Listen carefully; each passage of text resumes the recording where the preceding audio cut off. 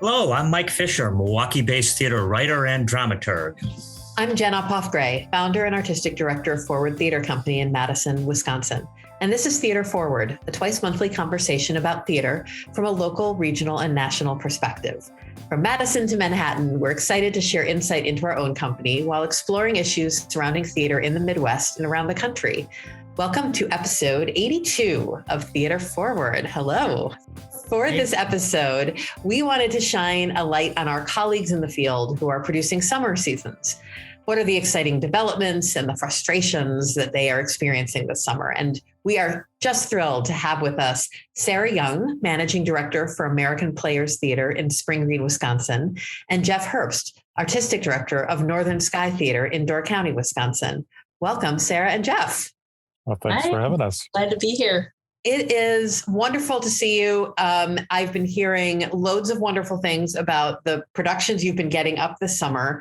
But I'd love to just sort of dive in and hear from each of you about what Summer 22 theater has been like for each of your organizations. Maybe Sara, we'll start with you and APT.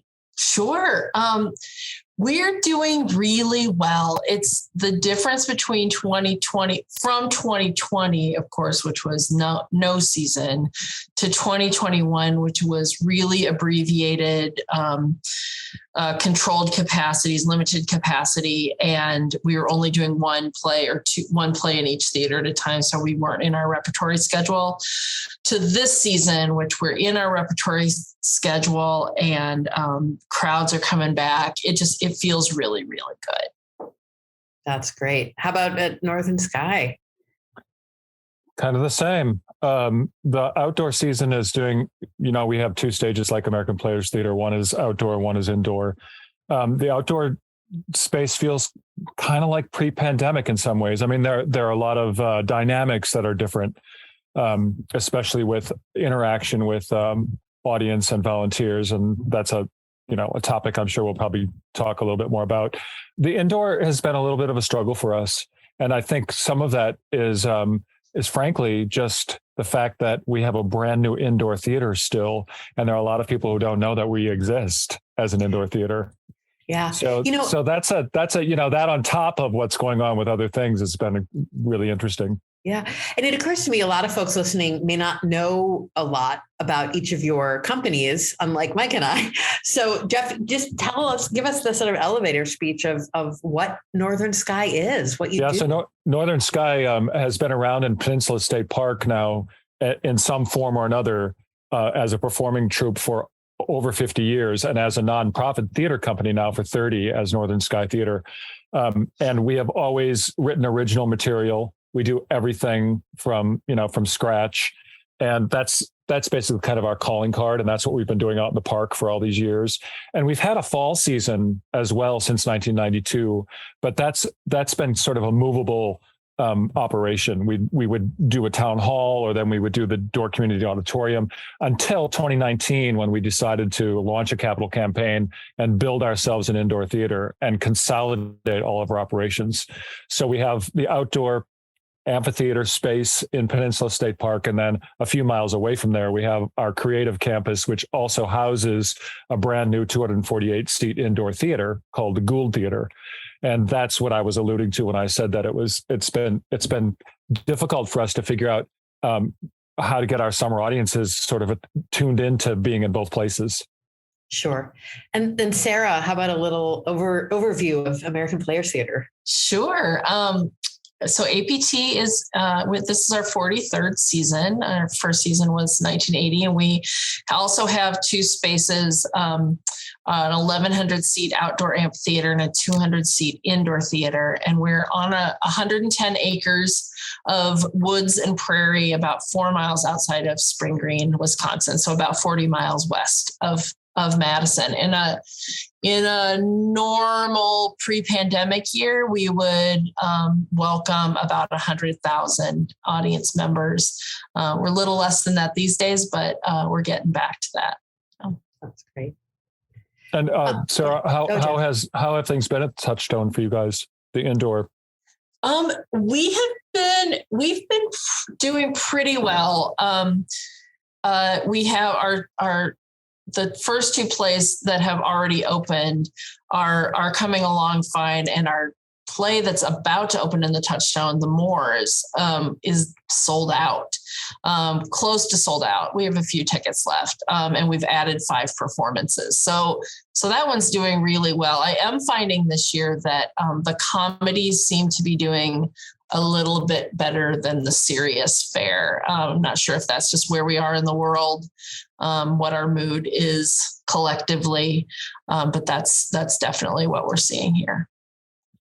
Yeah, I mean, I guess that's a question I have. Now, I mean, I think, especially with Northern Sky, I think of every show as tremendously joyful. I mean, that's just part of the package. But having said that, and having, thought about the comedy that is baked into so much of the material, Jeff, has the programming that you were putting together for this year, or Sarah, in your case as well, to what degree was it influenced by the pandemic and your thoughts about what an audience was going to be looking for coming into this season? Well, the interesting thing for us, and I think it's true for American Players Theater too, is in a lot of ways we're obviously a destination place, right? So it's for Door County particularly, it's a resort area. People are coming up here for vacation. They're coming up here to escape. They're coming up here to leave their troubles behind, if you will. And we know, and so does Penn Players, and so does Door Shakespeare, and so does Third Avenue Playhouse, all professional theater companies up here in Door County. We all know that demographic is looking for, in some cases, particular things. And at Northern Sky, I have always looked at a part of our mission as being a place that people can take refuge in, so that I'm not necessarily looking to challenge them on a lot of levels. That can come with the territory sometimes, but mostly I want them to be able to relax and be able to come in and feel like they have entered into a sanctum that's just for them to forget about everything else. So choosing the season this year, coming out of the pandemic, I really wanted stuff to be entertaining. I really wanted people to have a good laugh. That was a big part of why we decided to choose the 3 shows we had this summer. Mm-hmm. For sure. Yeah. And just to sort of follow up quickly on that, I mean, just a little bit maybe about the shows. I mean, Dad Season's Tickets in the Gould is, for those of you out there who still need an introduction to one of the most rollicking, entertaining shows about the Packers. I say this as a non-football fan and a non-Packers fan in Detroit. And I've seen it twice now, and I can't get enough of it. It's so much fun. But talk a little bit about both the new show, the brand new show in the Outdoor Theater, Stings, and then also the decision to go with the particular Ali Kaplan production that you went with as its corollary. Yeah. So Love Stings is our world premiere in the park this summer. That was a show that we had planned on putting in the 2020 season. So it was ready then, and we just had to put it on the 2-year hold because it's one of the most fully produced shows we've ever done out in the park as well. It's got a bigger set than we've been accustomed to doing of late. It's got way more costuming than we've done. And Jason Fossil came on as our lighting director this year, and he gussied up the joint, as Jason is wont to do, and really, threw a bunch of new instruments at us and started lighting up stuff that we didn't even know could be lit. So it's just got, it's a really good looking production out there in the park. I'm super proud of it from that standpoint. The show itself is it's set in the 1960s on a bee farm in Door County, and the music is just terrific. It's joyful. It's got a 60s vibe. Dennis Johnson, who is the orchestrator for this, played in Chicago over the years and grew up in the 60s. So he really felt the vibe. And, he plays some really great electric guitar on this thing that just fits. It's just really fun. So that show was set to go, and it was going to play in 2020 with Fishing for the Moon. And now it just 2 years later, it just happens to be the 30th anniversary of that show. And there's a certain amount of cross casting between those 2 shows that worked out beautifully as well. So having the 30th anniversary of the first book musical of Ali Kaplan on stage with a brand new world premiere of Love Stings just felt like a really good mix. And I directed the show back in 1992. It was one of the first things I ever directed that was a full book musical. And I was in it at the same time playing, the young buck lead. And now I'm playing the character actor in the play 30 years later. So that's been a lot of fun for me too, to be able to transition that way. Delightful. Yeah. Sarah, do you want to talk a little bit about the projects in APT season this summer? Yeah. Absolutely. I was just marking down a lot of the choices this year in this year's season were slated for 2020. So between 2021 and 2022, we got back to most, not quite all, but most of the plays that we were going to do in 2020. So Love's Labor's Lost, The River Bride, The Brothers' Sighs, and Stones in His Pockets are all from the 2020 season. So we did have, we do have a few more serious plays. We just decided to add Hamlet to that mix, which would be, also a bit serious. But all of those are delightful. So Love's Labor's Lost hasn't opened yet. That's in the second half, and Stones in His Pockets is in the fall. We have a great set of shows. The Rivals is a lot of fun and doing very well at the box office. You're getting my management bent on everything. When you're talking to a managing director and an artistic director, then the managing director is always going to talk about, the ticket sales, I guess. It's important. Hamlet's extraordinary. It's a wonder. It's Nate Berger's playing Hamlet, directed by Jim DeVita, who played it a couple times ago. It's a wonderful production. And lit by Jason. Yeah. And Nate Berger, folks, is killing it. That's as much as I'll say to add to what Sarah's saying. Go ahead, Sarah. Yeah. He's just wonderful. And the plays in the Touchstone. I mean, the Brothers' Sighs is quite serious. Not a funny show. It's quite serious, but it's beautiful and it's important, and I think it's one of the top theater experiences I've ever had. And I tend to see a lot of plays. So a lot of good stuff going on. That's great. My biggest regret is I don't have enough time to get down there during the summer to see your season. Well, same about getting up there. I've been meaning to do that for a few years. So. I know. A lot of people probably don't know this, but American Players Theater for Northern Sky has been an unbelievable resource. The people at American Players Theater have been so helpful to us through every step of our growth and our understanding of what it means to have two spaces. And you guys have just been like big open arms, and we can't thank you enough for your mentorship in that regard. It's really been fantastic. Well, you're welcome, and thank you. And we love to talk to your folks, and it's been our pleasure to share a little bit of what we know, because we always learn something too. I mean, it's great to have that back and forth collaboration between our staffs. It's really valuable. Yeah. We certainly value it.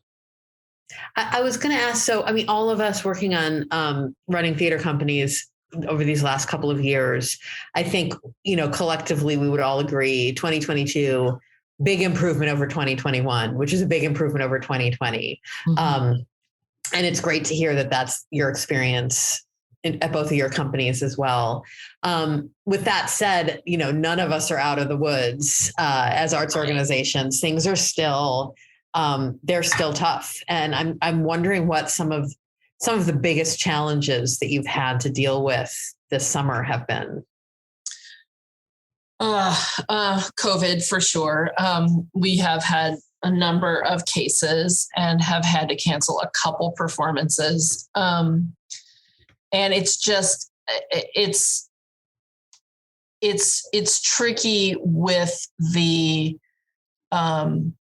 protocols that we're under as a equity or union theater. And that's something I know you all know a lot about. But there's just a lot of extra work and extra things to pay attention to.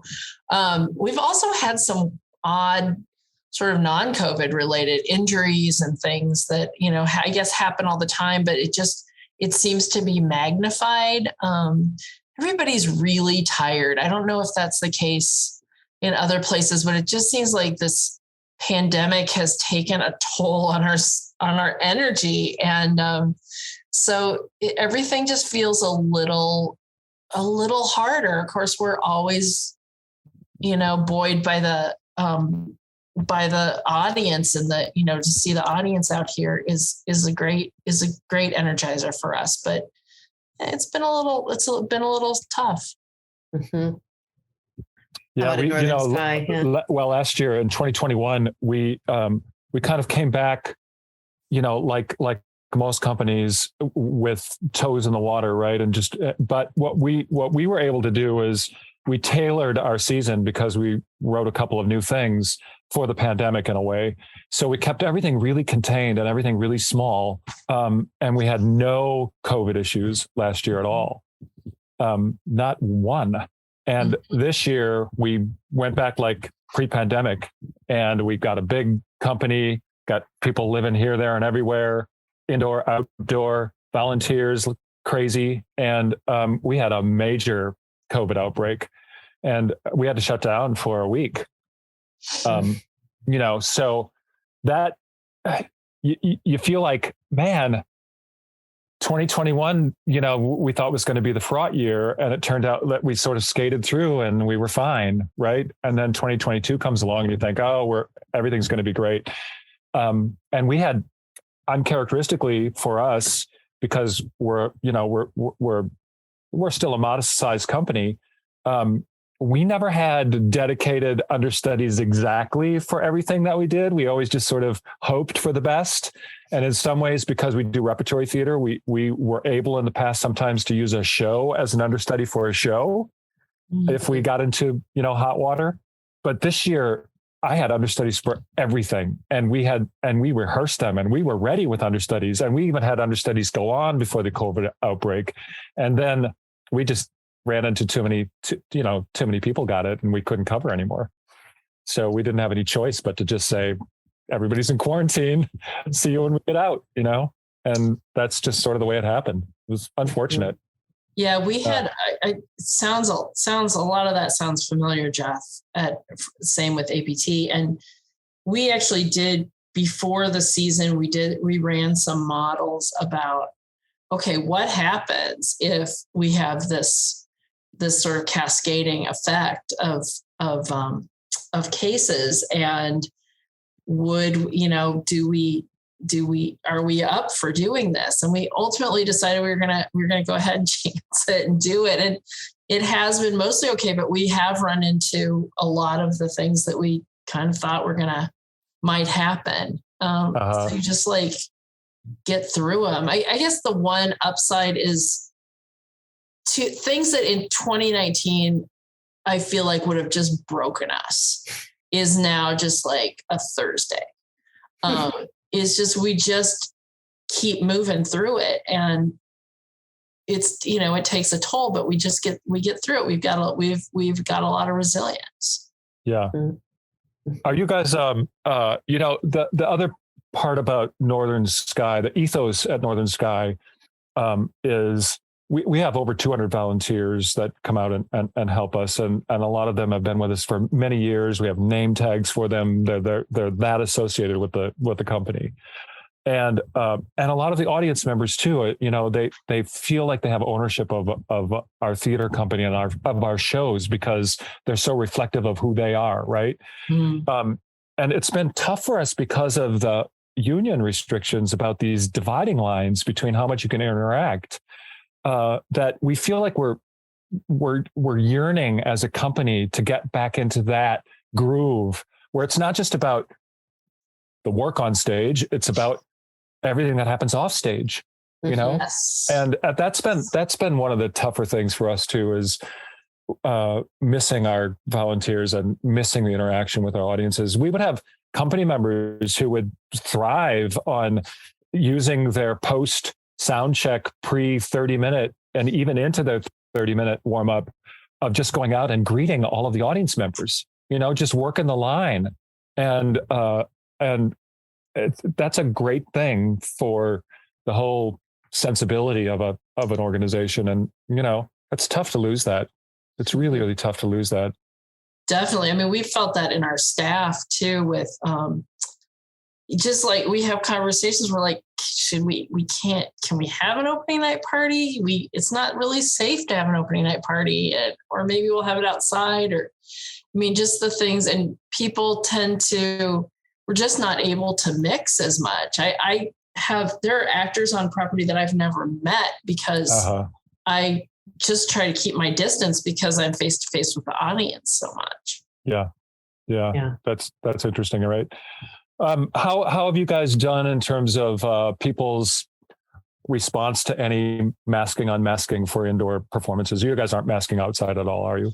We're not. We're optional outside, and we are requiring masks in the touchstone, and have been all season. So you have. We're not getting too much comment about it. Pretty much okay. I mean, if it looks like we're in a little bit of a decrease right now, we'll see if that keeps going, and maybe we'll have a conversation about it. But as of now. Jeff, the gold, or it's such an interesting question. Yeah, we've had. I mean, what do you know anecdotally, right? Of any pushback, but yeah, there have been people who have expressed their lack of desire to come see a show if they have to be masked, for sure.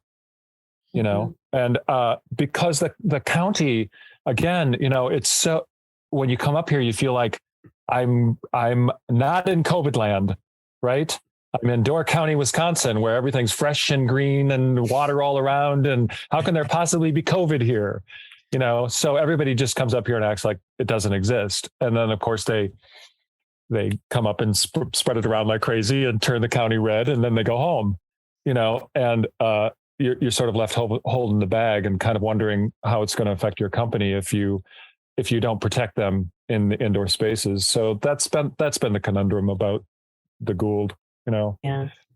Have either of you been talking much over this summer with your summer producing colleagues around the country, whether about those issues or, or other issues related to getting up? What are you hearing about the sort of vibe overall? Not much. I feel like we're sort of, like this, and trying to keep our head down in some ways and just get on with what we need to be doing. That it's been, apart from even that, I haven't been able to participate much in, you guys had a meeting yesterday with the Wisconsin professional theaters.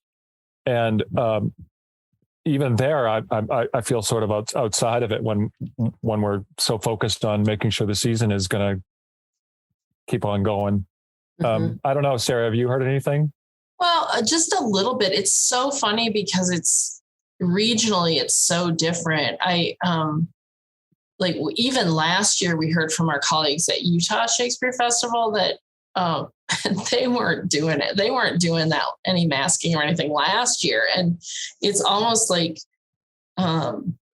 audiences we're certainly not hearing from audience members as much as last year, where they had a lot to say about how dare you make us mask, or how dare you not make us mask. I mean, it's on both sides of the issue. And we're not hearing that as much this year in general. It does kind of feel like the world's kind of wanting to move on from this a little bit. Right. For sure. Wouldn't we all? I mean, right. The trouble, of course, is that it's still a highly communicable disease. Virus, and our actors, because of their job, can't do anything else but be masked, and we don't want to mask them. So, and I think that's what drives our decision to require masks in the touchstone, because audience members can, have their own risk assessments and can take their own risk assessments, but the actors can't be masked, or we don't want them to be masked in performance. So, with it being as transmissible as it is, it's just we want to keep our actors healthy and keep them performing. Yeah, exactly. So as we start to wind down the time of our conversation, The last question that I have, which may be unfair to ask you while you're in the thick of this season, but I'm wondering if you're having sort of any instincts as you look to your summer of 2023, and how you're feeling, how your company is feeling about 2023. Is it sort of stabilizing where you are? Is it moving even more back towards a pre-pandemic size and scale? I don't know. How are you feeling about it? We'll know a lot more after the fall, especially because the show we're doing in the fall is a world premiere. It's sunflowered. It's a little bit outside of our usual bubble. So it's going to be interesting for me to see how that show does, and whether or not that will have any bearing on what we decide to do for 2023. I don't know, but I'm sure I will after the fall. Fair. Yeah, and just a quick fair forward listeners involved in both the music, the lyrics, and the book of that show is a Forward alum and now longtime Northern Sky stalwart. If you have not heard her sing on the Northern Sky stage, you're lost, and that's Larissa Granberry. And it's a show, as Jeff, you're right, it does seem to be a little bit out of the mainstream in terms of this celebration of the different trials and travails of this group of women, in terms of what I can gather from the publicity. Although I guess I would say, to go back to something you said earlier, one of the things I've always admired about even the most quote unquote escapist of Northern Sky shows is how well it appeals to people, not just of all ages. I mean, you can read it on one level as a 10-year-old and then again on another level as a 60-year-old, but how much, in a very sort of subliminal, and I don't mean that like devious or manipulative, but how much really meaty, substantive messaging about good values and about loving each other and treating each other with kindness and empathy has just been a thread that runs through so many shows for such a long time. And you can call that escapist if you want, or you can just say, maybe we need to escape to a world in which people treat each other more like that, in ways that I think that your shows consistently embody. So anyway, that show, for those who it opens on September 9th and runs through October 29th. And it will be at the Gould. And if you have not seen the Gould Theater, it is a jewel. I mean, it's a truly beautiful, those of you who know the Touchstone, it will remind you in some ways of the Touchstone, but it's just same architect. As you say, same architect. Yeah. Yeah. Peter Chan. Space, so yeah. Well, great, Jeff. Now we know it's going to do great this fall. Yeah. With that Mike Fisher seal of approval. Yeah. Yeah. I can't wait to see it. So great. Yeah. It's going to have a great band too. So wonderful. Well, Sarah, how are conversations about 23 going out in Spring Green? Well, we are, we're well on our way to the 2023 season, but it was, putting together a budget for it has been tricky because audiences are still coming back, and at APT we don't expect that to really fully happen for a while. So I always say of course I'm talking about this from a business point of view, but I like to say that our budgets, I think, are going to be delicate for the next few years, that we're really going to have to be a little cautious about how we're budgeting and making sure that we're making good use of the reserves that came thankfully our way during COVID and for many of our colleagues through government funding. That being said, we have a fantastic season planned for 2023, and we'll be announcing that in October, and our board will be looking at that budget and approving that budget later this month. So it's looking pretty exciting, and it's looking pretty big. So we're pretty excited. And of course we'll include a premiere.